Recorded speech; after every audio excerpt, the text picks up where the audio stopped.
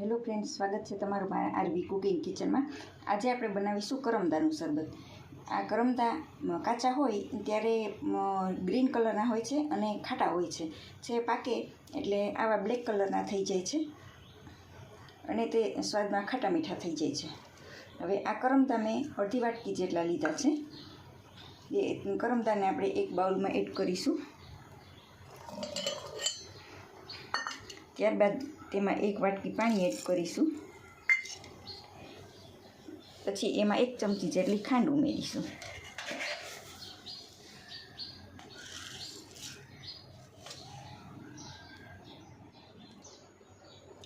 ત્યાર પછી 1 ચપટી જેટલું સંચળ એડ કરીશું।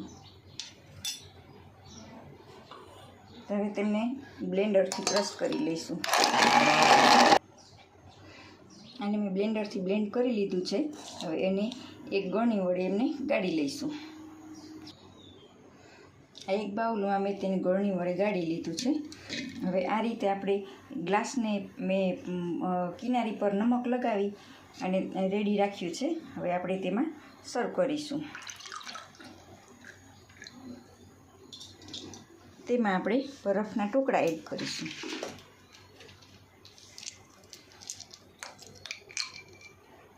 તો તૈયાર છે આપણું કરમદાનું શરબત, જે સ્વાસ્થ્ય માટે પણ ખૂબ જ સારું છે અને શરીરને આરામ આપે એવું છે।